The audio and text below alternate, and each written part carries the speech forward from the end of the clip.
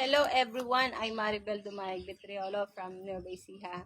Isa po akong accountant. Nakapag-asawa po ako ng isang sundalo at binayaan po kami ng 2 anak. Pinaghinto na po ako ng aking asawa sa aking pagtatrabaho dahil sapat naman po yung sinasahod niya. Kaya lang isang pagsubok po ang dumating sa amin. Bigla pong na-stroke yung aking mister. Wala po akong choice that time kundi maghanap po ng panibagong trabaho. At napasok po ako sa isang microfinance company for 6 years. Hanggang sa yung mister ko po, hindi na niya kinaya yung kanyang sakit, kinuha na po ni Lord. So at the age of 34, ako po ay nabiyuda. Sabi ko, paano ko po bubuhayin yung aking 2 anak? So hindi na po sumasapat yung sahod ko para po sa aming mga panggastos, para po sa aming mga pambayad sa utang. Bilang isang professional, hindi ko na po inisip yung sasabihin ng ibang tao. Ang naisip ko po that time ay kailangan kong maghanap ng mas malaking pagkakitaan. So nakipagsapalaran po ako sa Hong Kong bilang isang domestic helper. Doon ko naranasan na hindi pala madali maging isang OFW. Kasi may mga bagay ka na gagawin mo kahit ayaw mo. Pero dahil iniisip mo yung pamilya mo, titiisin mo po ang lahat. At doon ko rin po napatunayan na hindi pala kasagutan ang pangingibang bansa para matupad po yung mga pangarap natin. Kasi umabot po ako sa point na 4 years na ako, wala pa akong naiipon, kundi resibo, sakit ng katawan, sama ng loob sa employer ko. Kaya decided na po ako ng Pilipinas. At naghanap po ako ng other source of income para pag uwi ko po ng Pilipinas, meron na po akong ibang pagkakitaan. So, nakilala ko po yung business na ito, na meron ako ngayon through online sa isang totally stranger. Nasabi ko sobrang ganun ng business.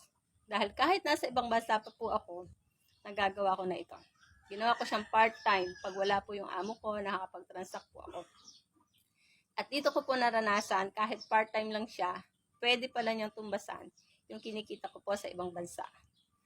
So, nag-decide po ako after 8 months na mag-for good na dito sa ating bansa. So, since May 2021, andito na po ako sa Pilipinas. So, napakasarap po na andito lang ako sa bahay, kumikita, kasama ko po yung pamilya ko. Ang sarap sa pakiramdam po na wala na akong amo, walang utos dito, walang utos doon. Sabi ko, buti na lang, nakita ko po yung negosyo na meron ako ngayon. Na itong negosyo na to, natagpuan ko po yung mga tao na handa kang tulungan.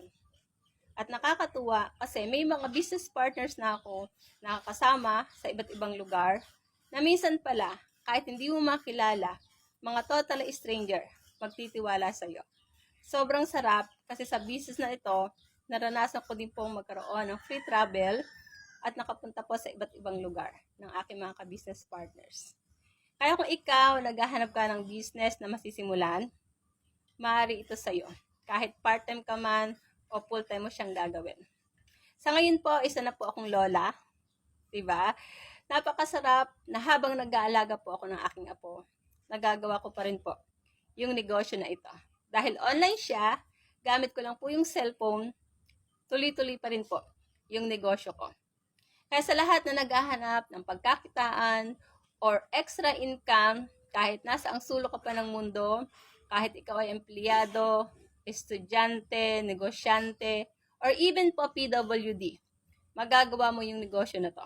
Kasi yung anak ko po ay isang PWD, isa po siyang deaf, unti-unti po natuturuan kung paano gawin ang negosyo na ito. Kaya sa lahat po ng interested at gusto mong malaman kung ano ba at paano ko po ginagawa yung business na ito, i-message mo lang ako para matulungan kita.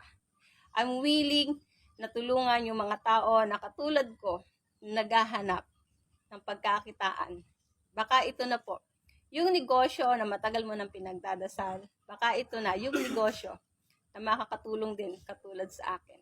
Kaya be one of us and be part of our growing team. God bless!